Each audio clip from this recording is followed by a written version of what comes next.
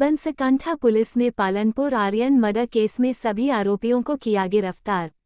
Shri JR. मोथलिया साहब police महानिरीक्षक Shri border range भुज एवं श्री अक्ष श्री बनासकांठा नाव पुलिस अधीक्षक के निर्देशानुसार पुलिस उपाधीक्षक एम.बी. व्यास साहब और डॉक्टर जिग्नेश गमेत साहब और कुशल साहब के अनुसार नाव आर्यन हत्याकांड के आरोपितों का पता लगाने के लिए निरंतर मार्गदर्शन किया जा रहा है।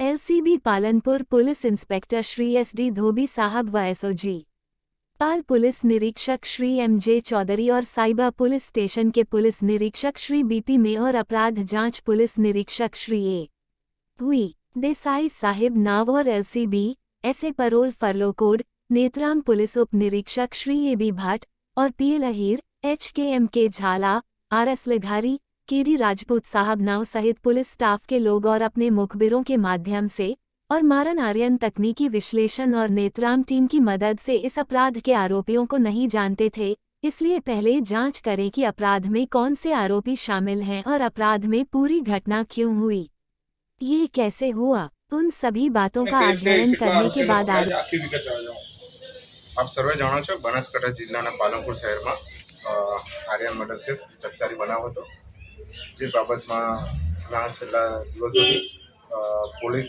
આરોપીઓની શોધખોળમાં અને જે તપાસમાં અલગ અલગ પહેલોને છીણાવટમાં પોલીસ લાગેલી હતી।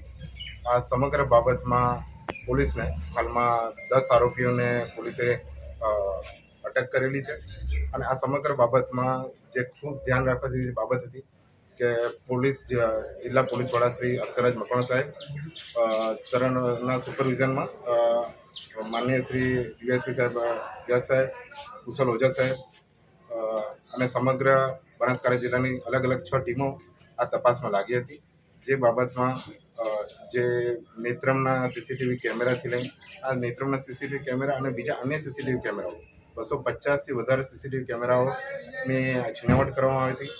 તે દરમિયાન અને અન્ય ઉપરાંત જે સીડીઆર એનાલિસિસ અનેક મોબાઈલ નંબરોનું સીડીઆર એનાલિસિસ કરવામાં આવ્યું હતું। ધ્યાનમાં આવ્યું હતું કે આરોપીએ તે દરમિયાન પોતાનો ફોન ઓફ રાખ્યા હતા, એટલે વધુમાં વધુ લોકોના સીડીઆર એનાલિસિસ કરીને અને આરોપી સુધી પહોંચવાનો પ્રયત્ન કર્યો હતો।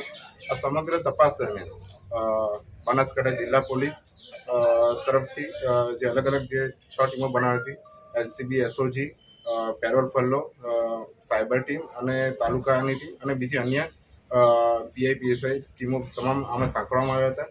જે દરમિયાન 4 રાજ્યો ગુજરાત, મહારાષ્ટ્ર, રાજસ્થાન, મધ્યપ્રદેશમાં 50થી વધુ જગ્યાઓ પર પોલીસ દ્વારા આરોપીની શોધખોળ આદરવામાં આવી હતી અને આ તમામના અંતે પોલીસને 10 આરોપીઓને અટક કરવામાં અને શોધી કાઢવામાં સફળતા મળેલી છે અને બનાસકાંઠા જિલ્લા પોલીસ અને સમગ્ર ટીમ સમગ્ર જે ઘટનાક્રમ છે એમાં ખૂબ ઝીણવટપૂર્વક તપાસ થાય તે માટે તાલુકા પોલીસ સ્ટેશન પીઆઈ એવી દેસાઈ હાલમાં તપાસ કરી રહ્યા છે અને આ માટે જે આઈ વિટનેસ છે 6 જેટલા આઈ વિટનેસનો અમે સીઆરપીસી 164 મુજબ નિવેદનો લીધેલા છે, જ્યાંથી આ આખી તપાસમાં અને ગુનામાં કન્વિક્શન સુધી પોલીસ પહોંચી શકે અને હાલમાં વધુ તપાસ એમાં થઈ રહી છે અને વધુ વિગતવારની તપાસો સમયાંતરે આપણે અપહરણ કરાયું હતું ને આ ઘટનાને અંજામ અપાયો હતો। આજે સમગ્ર ઘટનાક્રમ જે છે કે કઈ બાબતનું ક્યાં ષડયંત્ર રચાયું હતું